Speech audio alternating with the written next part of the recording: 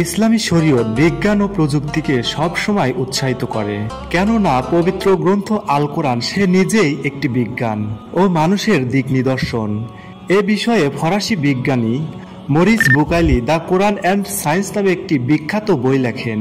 এই বইটিতে তিনি দাবি করেন কোরআন আধুনিক বিজ্ঞানের সাথে সঙ্গতিপূর্ণ এবং এতে এমন অনেক বিষয় উল্লেখ আছে যা সে সময়ের সাধারণ মানুষের পক্ষে জানা সম্ভব ছিল না, কিন্তু এখন তা আধুনিক বিজ্ঞান দ্বারা প্রমাণিত। তিনি আরও মনে করেন কোরআন একটি ঐশ্বরিক গ্রন্থ এবং এটি আল্লাহর বাণী। পরবর্তীতে সে খ্রিস্টান ধর্ম ত্যাগ করে স্বইচ্ছায় ইসলাম ধর্ম গ্রহণ করেন।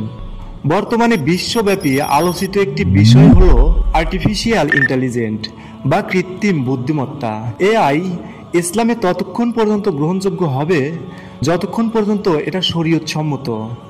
পবিত্র গ্রন্থ আল কোরআনে উল্লেখ আছে আল্লাহ শয়তানকে লানত করেন এবং সে বলে, আমি অবশ্যই তোমার বান্দাদের এক নির্দিষ্ট অংশকে আমার অনুসারী করে নেব এবং আমি তাদেরকে পথভ্রষ্ট করব, তাদেরকে আশ্বাস দেব, তাদেরকে পশুর কর্ণ ছেদন করতে বলবো এবং তাদেরকে আল্লাহর সৃষ্টি করা আকৃতির পরিবর্তন করতে আদেশ দেব। যে কেউ আল্লাহকে ছেড়ে শয়তানকে বন্ধুরূপে গ্রহণ করে সে প্রকাশ্য ক্ষতিগ্রস্তে পতিত হয়। বর্তমান কৃত্রিম বুদ্ধিমত্তার প্রভাব এতটাই প্রসারিত যা ব্যবহার করে মানুষ জিরো থেকে হিরো হয়ে যাওয়ার মতো অবস্থা।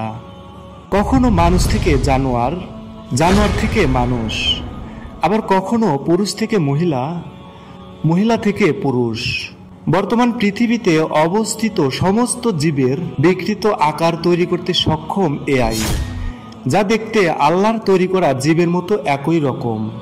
শয়তানের দেওয়া ওয়াদা আজ যেন হুবহুব মিলে গেল। বর্তমান সারা বিশ্বের অধিকাংশ মানুষ শয়তানের এই কুমন্ত্রণার ফাঁদে পা দিয়ে ধীরে ধীরে জাহান্নামের পথে অগ্রসর হচ্ছে, কেননা বর্তমান এআই বা কৃত্রিম বুদ্ধিমত্তার অগ্রগতি এতটাই বৃদ্ধি পাচ্ছে যা প্রতিনিয়ত আল্লাহর প্রত্যেকটা সৃষ্টির বিকৃত রূপ দিচ্ছে। এ যেন আল্লাহর সৃষ্টির সাথে এক প্রতিযোগিতার ঘোষণা।